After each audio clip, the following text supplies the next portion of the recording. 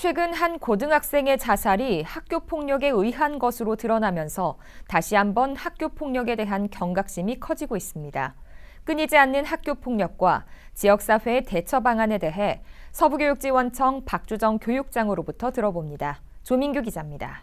최근 다시 학교 폭력에 대한 경각심에 대해서 많은 사람들이 관심을 갖고 있습니다. 그래서 오늘은 박주정 서부교육지원청 교육장님 모시고 이야기를 들어보도록 하겠습니다. 안녕하십니까? 안녕하십니까? 네, 최근에 한 학생의 자살 사건으로 다시 한번 이 학교 폭력에 대한 관심이 커지고 있는데요.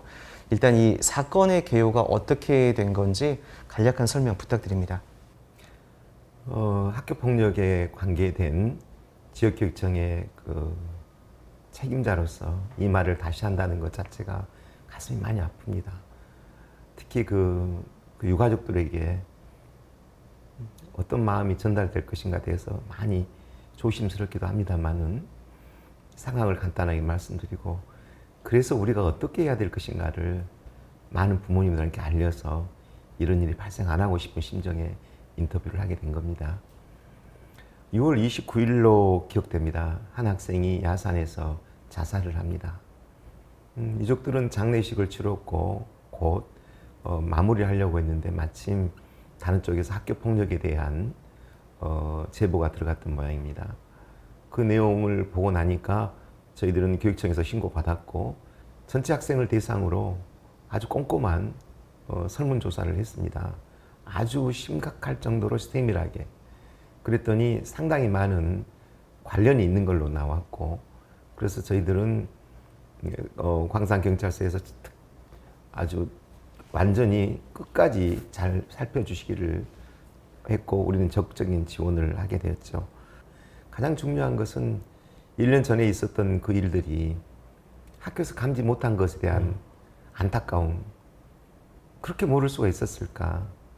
그때만 좀 알았더라도 우리 아이를 빨리 케어할 수 있을 텐데 라는 안타까운 사건이었습니다. 그 학교 폭력은 사실 저희 때도 있었고 계속돼 왔던 문제입니다. 그런데 이제 좀 달라진 거는 과거는 사실 특정 계층의 학생들이 학교 폭력을 좀 일삼았었잖아요. 그런데 최근에는 그냥 아주 평범한 아주 일반적인 학생들 사이에서도 학교 폭력이 늘고 있다고 합니다. 학교 폭력이 어떻게 변화하고 있는지, 그리고 어디까지가 학교 폭력의 범주에 들어갈 수 있다고 보시는지 설명 좀 부탁드릴게요. 학교 폭력은 선생님께서 말씀하신 대로 늘 있어 왔지요. 그런데 지금은 학교 폭력 양상이 장난을 가장한 학교 폭력으로 변해가고 있다고 하죠. 좀 더 통계적으로 말씀드리면은 2020년도에 우리 서부교육청에서는 학교 폭력 접수 건수가 한 590건 정도 됐습니다. 그 중에서 경미에서 교장 자체 해결제가 352건으로 약 59%가 차지하고요.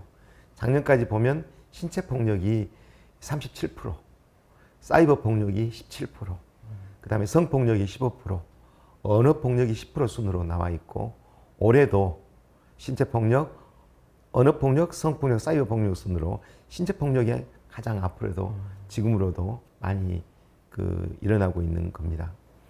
조금 어려운 용어이긴 합니다만 가스라이팅이라고 합니다.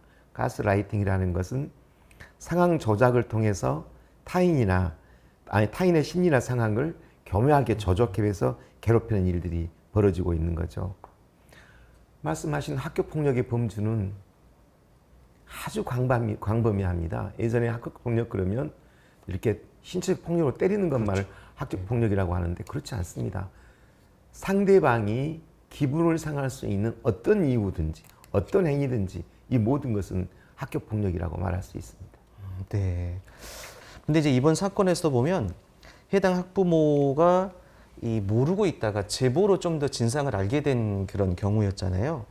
그런데 우려되는 거는 그거거든요. 우리 자녀가 학교 폭력에 연루되어 있는지 모르는 경우가 많을 수 있다는 겁니다. 그렇습니다. 어떻게 보면 가해자가 될 수도 있는 거고 또 피해자가 될 수도 있는 거기 때문에 어떻게 하면은 우리 자녀가 이 학교 폭력과 관련되어 있는지를 알 수 있을까요? 그게 가장 궁금하실 것 같아요. 부모들의 경우는. 예, 저는 정말로 많은 시간이 주어진다면 우리 부모님들한테 호소하고 싶은 심정입니다. 학교 폭력은 학교 혼자의 힘으로 알 수가 없습니다. 그래서 저는 정말 시간이 주어진다면 자세하게 이 부분을 이야기를 할 정도로 말씀드리고 싶은 심정인데요. 왜 그러냐면 우리 아이가 이런 일을 당하지 않도록 아이를 잘 알아야 되거든요. 그래서 이 부분은 제가 꼼꼼하게 좀 말씀을 드리고자 합니다. 피해 학생들의 징후는 늦잠을 잡니다.